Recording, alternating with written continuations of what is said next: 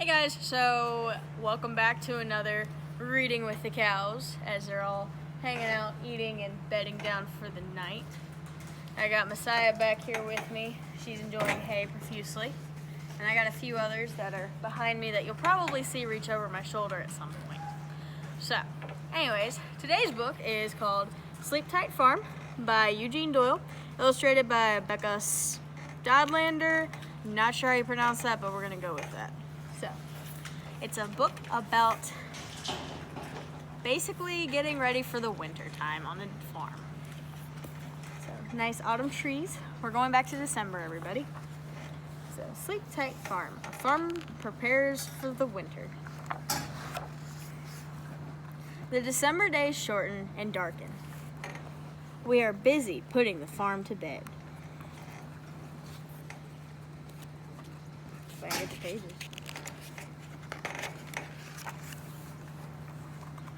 With our crops mostly in, strawberries, raspberries, vegetables, honey, and hay, now is the time to prepare for deep frost, the coming wind, and snow. Many hands make work light, Mom says. Everybody getting ready to go out in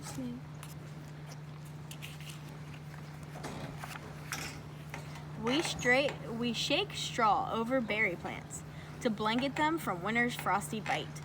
Next April and May, they'll leaf out green and blossom white. In June, they'll give fruit, so red and juicy, we'll make jam and freeze berries to eat till summer comes again. We lick our lips, remembering.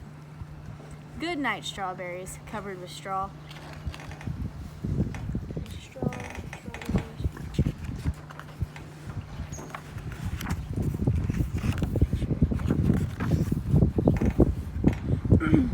We cut kale and chard and broccoli. We saw down tree-like Brussels sprout stems. We dig for the last carrots, beets, and potatoes to add to those stored in the barn. There they await winter markets and our own winter meals. The field rests brown and bare. Dad tills and plants a cover of oats and rye to protect and replenish the fields that gave us so much. Good night, fields, peaceful and still. Above in the hayloft, a mountain of harvested hay bales stands ready to sell. Dad cuts back the raspberries before winter and snow can crack the canes. We cart the old brush to burn. Goodbye to last year's twigs and leaves with their bugs and spots. The promise of last summer's plum fruit lies in roots tucked underground. Good night, raspberries resting below.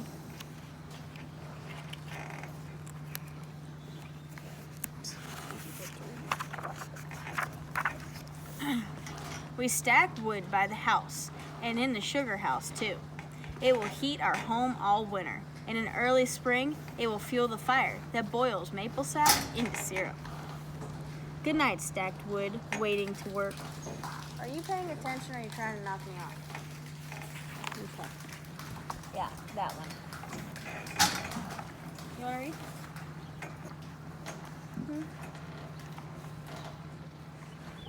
Okay. You want to read it? No? Yes? Are you reading? He actually is reading. Good job, 40. Proud of you.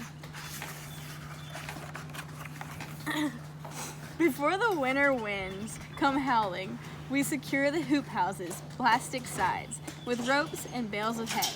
Inside, we float sheets of white cloth over the baby greens till the New Year's thaw. Safe under cover rest little leaves with mouth-filling names: spinach, mizuna, tatsoi, arugula. Our winter salad greens will nap till stronger sun can wake them. Last August, the hoop house grew so hot, we rolled up the sides and flung open the doors while picking tomatoes, melons, and heat-loving okra. Now we bottom up the perfect shelter for changing weather. Good night, hoop house, wrapped up tight.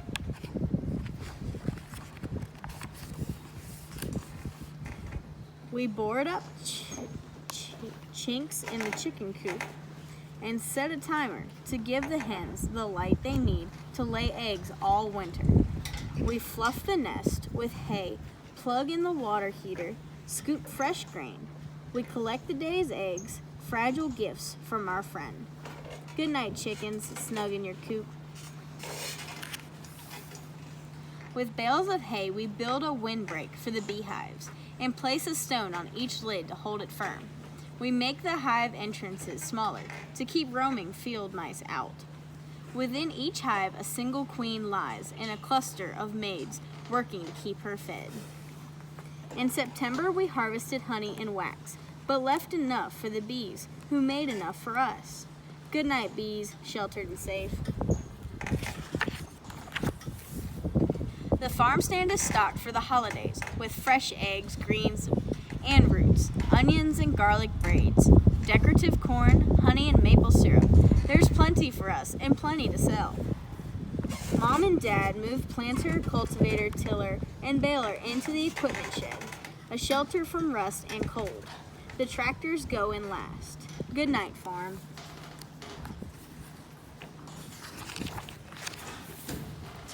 The fire jumps in the wood stove. We feast on homegrown treats, vegetable soup, and berry pie.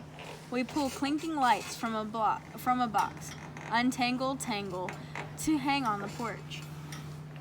Look, Mom says, the rising moon, the bright sway of stars in the sky.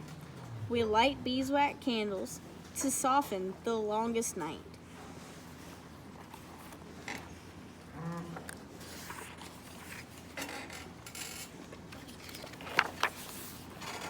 The farm is ready for down quilts of snow, the shh of the wind. Dad tucks us in. Good night, farmers. Sleep tight.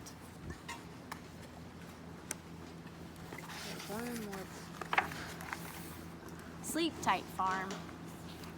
And that is how farmers prepare for the winter and how they can still sell products during the wintertime. So the cows are behind me eating my shirt now.